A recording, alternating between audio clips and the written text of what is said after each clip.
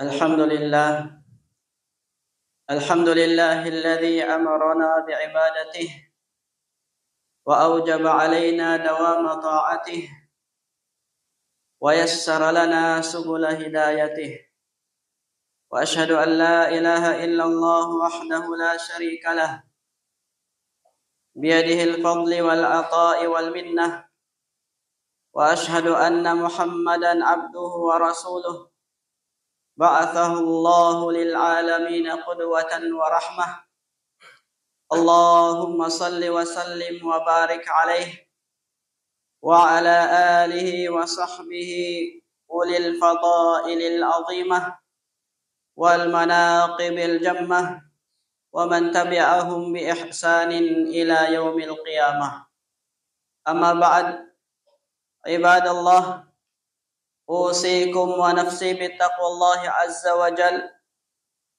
يا أيها الذين آمنوا اتقوا الله ولتنظر نفس ما قدمت لغد واتقوا الله إن الله خبير بما تعملون.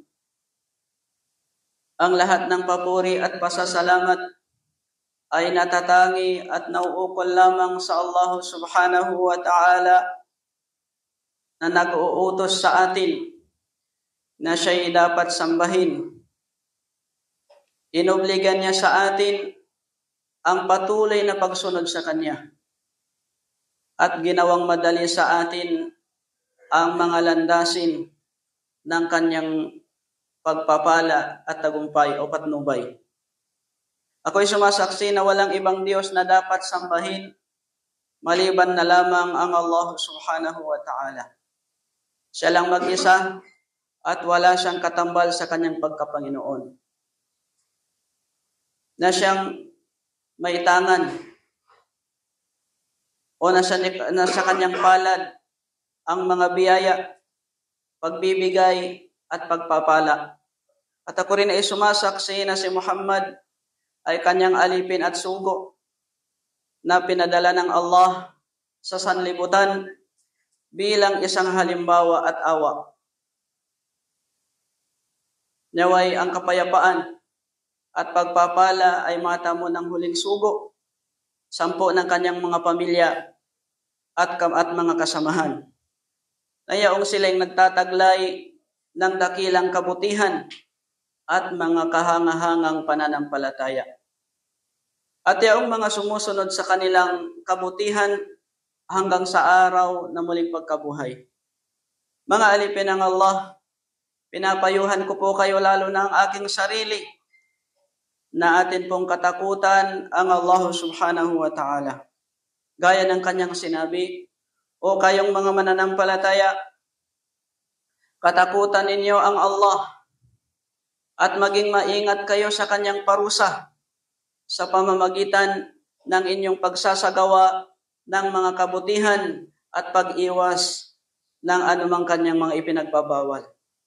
At hayaang suriin ng sino man sa inyo ang kanyang sarili na anumang kanyang mga ginagawang kabutihan bilang kanyang baon o dadalhin sa kabilang buhay. At matakot kayo sa Allah sa lahat ng inyong mga ginagawa at iniiwasan. Katiyakan ang Allah ay ang khabir, ganap ang Kanyang kagalingan at nakababatid sa anumang inyong mga ginagawa at walang anumang inilihim para sa Kanya sa inyong mga gawain at ayon dito kayo ay Kanyang tutumbasan. Mga minamahal kong kapatid sa Islam, ang mga araw na nagdaan kailanman na hindi na natin maibabalik muli. At walang sino man sa atin ang mapipigilan kapag nagpapalit ang panahon, maliban na lamang ang Allah subhanahu wa ta'ala. Ang angkan ni Adan o angkan ni Adam, ang mga angkan ni Adan, kapag ang kanyang panahon ay lilipas, ay kabawasan ito sa kanyang pagkatao. At kapag ang kabawasan ng pagkatao ng angkan ni Adan ay isa itong senyales. Isang palatandaan ng paglisan na kung ano mang meron siya. Na kung kaya't ang mga mananampalataya sa ting nadadatnan nila ang pamamaalam ng mga dakilang panahon tulad ng buwan ng Ramadan na umalis mula sa atin na para bagang naging bisita lamang. Kung nadadatnan ito ng mga mananampalataya, kung nasasaksihan nila ang ganitong mga sitwasyon, mas lalong titindi ang kanilang pagsamba sa Allah subhanahu wa ta'ala. Ang kanilang mga puso ay mas lalong susunod sa Allah at sasampalataya sa Kanya. Mayroong mga tao, mga alipin ng Allah, na nananatili at nagpaparami ng mga dahilan upang mas mapalago pa nila ang kanilang pananampalataya. Sila yaong tunay na nagwagi. Sila yaong tunay na nagsitagumpay. At mayroon ding mga tao na naging pabaya. Hindi gumagawa ng anumang pagsamba at hindi sila nabibiyaan ng Allah ng mga dahilan, hindi sila biniyayaan ng Allah ng kanyang gabay. Ito'y dahilan na rin sa kanilang mga pinaggagawa. Ngunit ang mga gumagamit ng katalinuhan, sila po ang na kahit baga itong mundo ay dumadami ang mga palamuti. Dumadami ang mga kinahumalingan dito. At sobra dami na rin ang mga kinahihiligan ng mga tao, hindi sila naaakit. Ang isang mananampalataya, hindi siya naaakit, hindi siya nahuhumaling sa kagandahan ng mundong ito. At mas lalo pa nilang mapagtanto na ang mundong ito ay panandalian lamang. Mas lalo nilang nauunawaan na kung ano ang dahilan kung bakit sila ay nandito sa mundo. Na dahilan na rin ng kanilang pagsitagumpay. Dahilan ng kanilang tagumpay sa mundong ito, lalong higit sa kabilang buhay. Batid natin, batid ng bawat Muslim, na ang kanyang layunin sa mundong ito ay sambahin lamang ang Allah subhanahu wa ta'ala, tulad ng kanyang sinabi, وَمَا خَلَقْتُ الْجِنَّ وَالْإِنسَ إِلَّا لِيَعْبُدُونَ مَا أُرِيدُ مِنْهُمْ مِنْ رِزْقٍ وَمَا أُرِيدُ أَن يُطْعِمُونَ إِنَّ اللَّهَ هُوَ الرَّزَّاقُ ذُو الْقُوَّةِ الْمَتِينُ. Sabi ng Allah, at hindi ko nilikha ang mga engkanto at ng mga tao maliban na lamang nasambahin ako. Ako lang mag-isa at wala ng iba. Wala akong hinahangad mula sa kanila ng anumang panustos at wala rin akong hinahangad na kanila akong pakainin. Katotohanan, ang Allah ay lagi siyang tagapanustos, ang matatag na nagtataglay ng kalakasan. Ang dakilang mensahe na ito, mga alipin ng Allah, at ang marangal na layunin, mapapansin natin, ang marangal layunin yaong pagsamba sa Allah Ta'ala, dapat po manatili sa ating mga sarili. Dapat manatili sa ating mga sarili at huwag nating hayaan na ito ay putulin. Hindi porket na dumaan na ang Ramadan, ay hindi na tayo sasamba sa Allah Ta'ala. Marapat ang pagsamba sa Allah Subhanahu wa Ta'ala ay tuloy-tuloy. Hanggat mayroong pumipitik sa ating dibdib o kumakabog ang ating dibdib, ibig sabihin habang tayo nabubuhay. Huwag natin ipagpaliban ang pagiging matuwid o isang tabi na lamang ito. Bagkus manatili ho tayo, manatili dapat nakatuon ang ating pansin sa pagsunod sa Allah Ta'ala at magpapatuloy ito na kahit anong mangyari. Na siyang ikalulugod ng ating Panginoon hanggang makatagpo natin siya sa paraiso na dala-dala natin ang pagiging matagumpay. Sinabi ng Allah Ta'ala, wa'bud rabbaka hatta ya'tiyakal yaqin, at sambahin mo ang iyong Panginoon hanggang sa dumating sa iyo ang katiyakan. Hanggang sa dumating sa iyo ang kamatayan. Dapat ang pagsunod o ang pagsamba sa Allah subhanahu wa ta'ala ay tuloy-tuloy. Kaya dito natin mapapansin sa talata ng Allah ta'ala na ang isang buong buhay o buong buhay ng isang mananampalataya ay pag-aari pala ng Allah. Na ang kanyang mga oras o yung mga minuto ng kanyang ginugugol sa mundong ito ay ginugugol lamang niya sa kasiyahan ng kanyang Panginoon.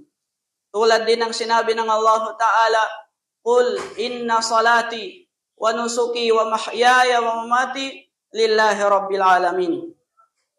Sabihin, katotohanan, ang aking panalangin, ang aking pagsasakripisyo, ang aking buhay, at ang aking kamatayan ay para lamang sa Allah, ang Panginoon ng sanlibutan.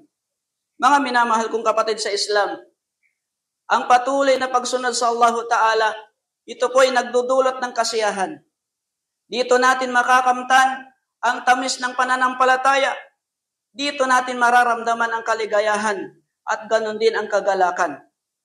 Dahil sa hindi mabilang-bilang nitong kabutihan at pakinabang na ating matutunghayan. Dahil lilinisan lang naman nito. Dililinisan lang naman nito ang ating mga sarili mula sa mga masasamang gawain at ang ating kaugaliang masama. Gaya ng sinabi ng Allah Ta'ala, "Utlu ma uhiya ilayka minal kitab wa aqimis salah. Inna salata tanha 'anil fahsya'i wal munkar wa la dzikrullahi akbar. Wallahu ya'lamu ma tasna'un." Bigkasin mo, O Muhammad, ang anumang ipinahayag sa iyo, ang aklat o yung Quran, at magsagawa ng pagdarasal. Katiyakan o katotohanan ng pagdarasal ay pumipigil sa mga kahalayan at kasamaan. At katiyakan, ang pag-alala sa Allah ay higit na dakila at ang Allah ay nakababatid sa anumang inyong mga ginagawa. Kaya po ang pagsunod ng alipin sa katotohanan ng pananampalataya na ito, ang pagsunod ng alipin sa Islam ay na siyang pagsasaayos ng kanyang mga sarili. Pagsasaayos ng kanyang mga gawain, maging mabuti sa pananalita, ganon din sa pagpupursige niya sa mga gawaing pagsamba, ito po'y nagpoprotekta sa kanya. Pero protektahan siya sa pagkahumalig o pagkahulog sa kawalan ng mundong ito. Sinabi ng Allah Ta'ala, "Innal insana khuliqa halu'a. Idza massahu asy-syarru jazu'a wa idza massahu al-khairu manu'a. Illa al-musallin." Katotohanan na ang mga tao ay nilikhang balisa. Ibig sabihin, gahol at kawalang kasiyahan. Ganyan nilikha ang mga tao. Kapag ang kasamaan ay sumaling sa kanila, siya ay kapos sa pagtitiis. Hindi niya ito kayang tiisin.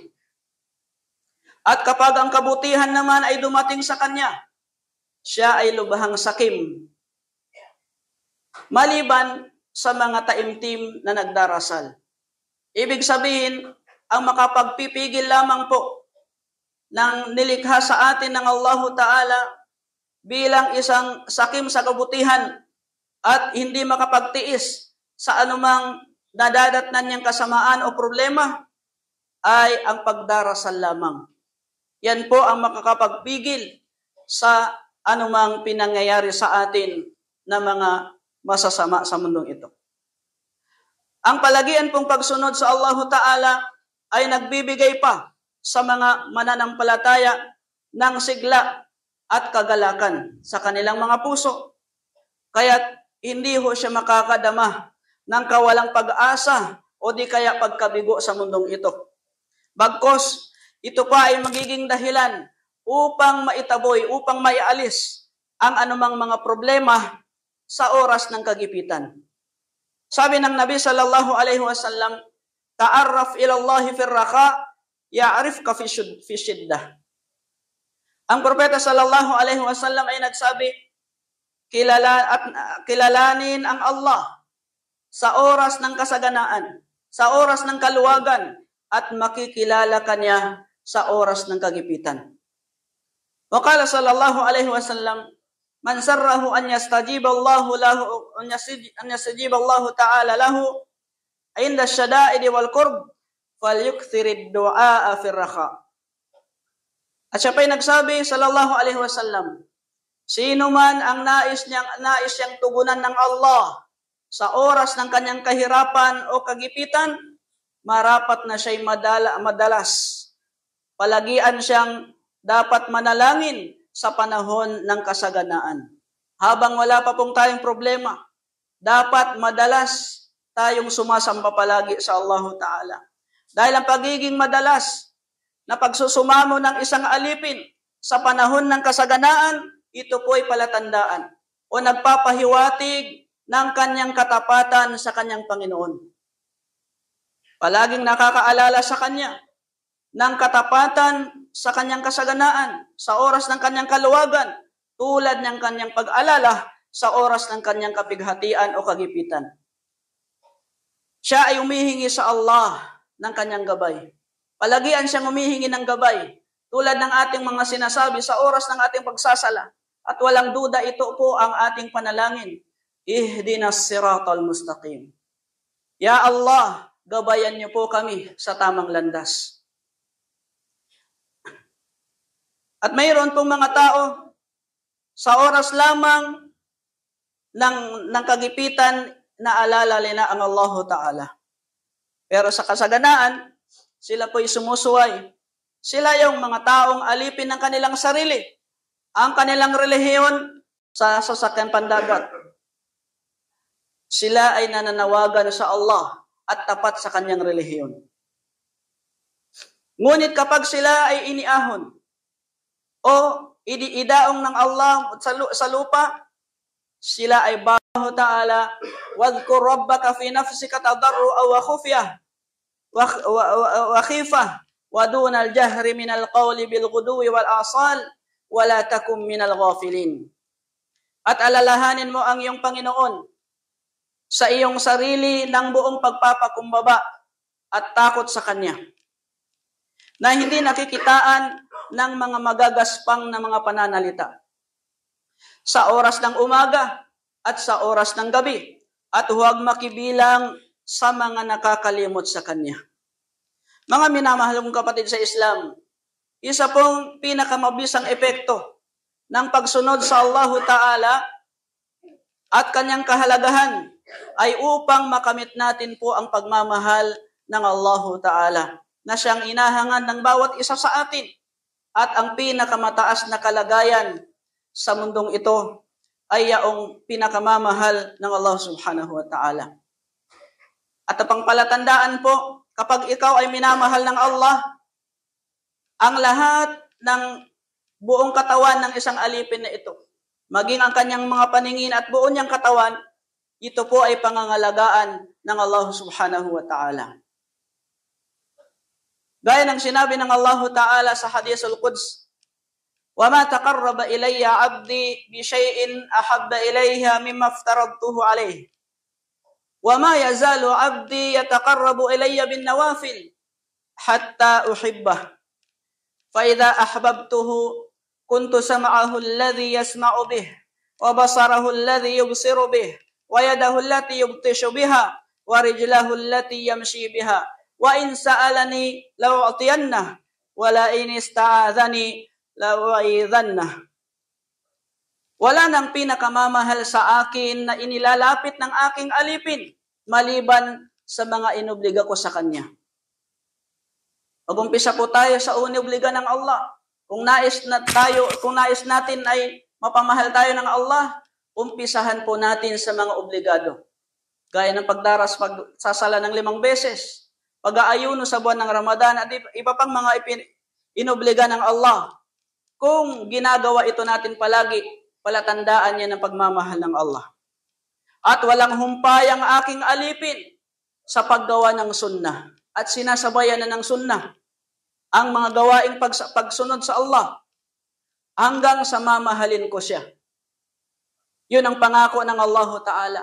Hanggang sa mamahalin tayo ng Allah na kung siya ay aking mamahalin, ako na ang kanyang tenga, na kanyang ginagamit na pandinig.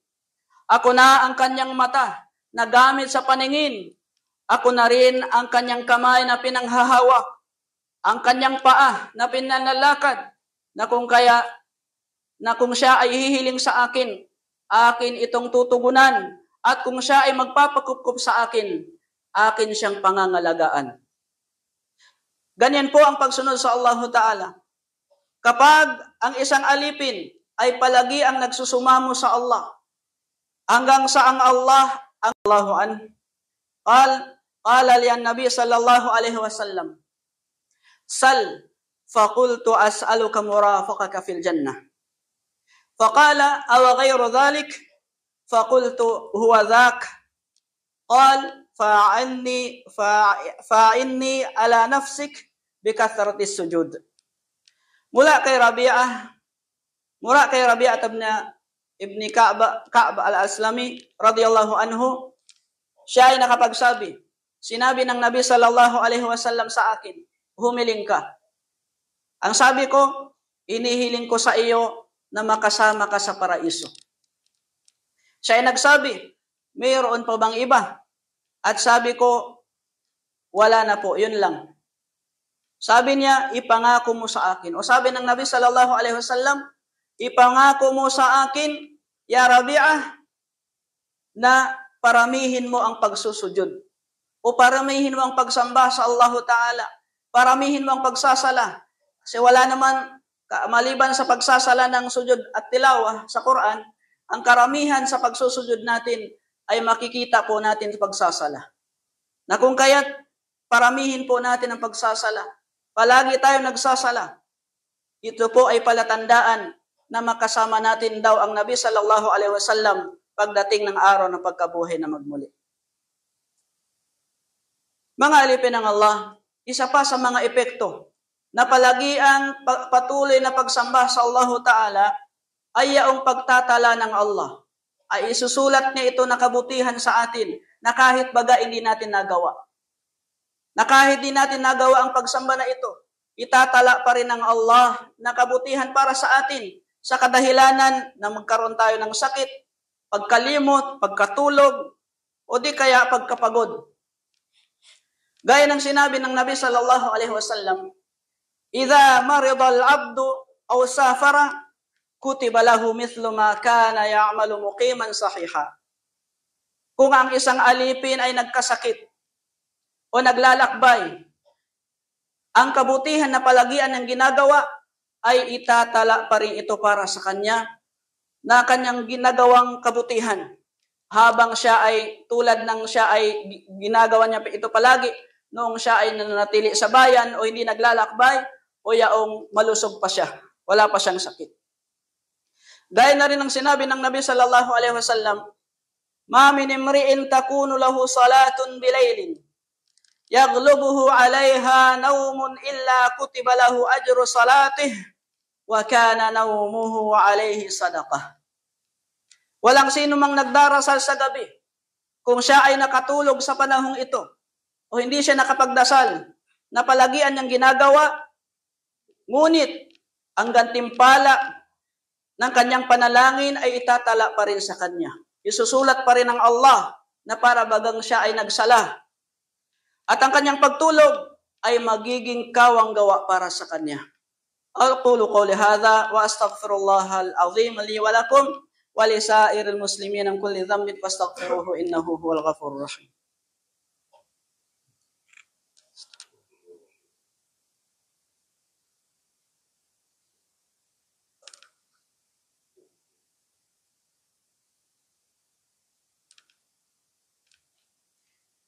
Alhamdulillah ala ihsanih wa syukru lahu ala 'idhami ni'amihi wa amtinanih wa asyhadu an la ilaha illallah wahdahu la syarika lah ta'ziman li sya'nih wa asyhadu anna Muhammadan 'abduhu wa rasuluh wa khaliluhu sallallahu alaihi wasallam wa ala alihi wa sahbihi wa man tabi'ahum bi ihsanin ila yaumiddin wa sallama tasliman katsira. Amma ba'd, fattaqullaha ibadallah. Inna Allah malaikatahu yusalluna 'alan nabi يا أيها الذين آمنوا صلوا عليه وسلموا تسليما اللهم صل على محمد وعلى آل محمد كما صليت على إبراهيم وعلى آل إبراهيم وبارك على محمد وعلى آل محمد كما باركت على إبراهيم وعلى آل إبراهيم إنك حميد مجيد اللهم رد إلينا ردا جميلا واختم اللهم ردنا إليك ردا جميلا واختم بالصالحات آجالنا وجعلنا من المداومين وعلى الطاعات وإنا على ذكرك وشكرك وحسن عبادتك ولا تجعلنا من الغافلين اللهم أعز الإسلام والمسلمين وأذل الشرك والمشركين ودمر أعداء الدين يا رب العالمين اللهم انصر إخواننا المستضعفين في كل مكان اللهم انكم لهم ناصرا ومعينا وحافظا ومؤيدا اللهم عليك بأعداء الدين فإنهم لا يعجزونك اللهم إنا نجعلك في نحورهم ونعوذ بك اللهم من شرورهم اللهم ارزق إخواننا في فلسطين الصمود والقوة وفي وجه الطغيان وانصرهم اللهم انجل المستضعفين من المؤمنين اللهم انصر ضعفهم ورد إلينا المسجد الأقصى ردا جميلا ربنا أتنا في الدنيا حسنة وفي الآخرة حسنة وقنا عذاب النار وادخلنا الجنة مع الأبرار يا عزيز يا غفار يا رب العالمين سبحان ربك رب العزة عما يصفون وسلام على المرسلين الحمد لله رب العالمين أقيموا الصلاة